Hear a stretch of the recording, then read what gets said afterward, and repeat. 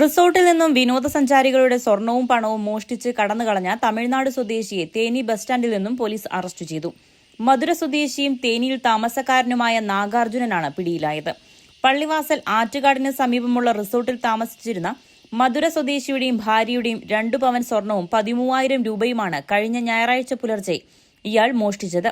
ദമ്പതികൾ ഉറങ്ങുന്നതിനിടെ സ്ലൈഡിംഗ് ജനൽ തുറന്ന് അകത്ത് കയറിയാണ് ഇയാൾ മോഷണം നടത്തിയതെന്ന് പോലീസ് പറയുന്നു.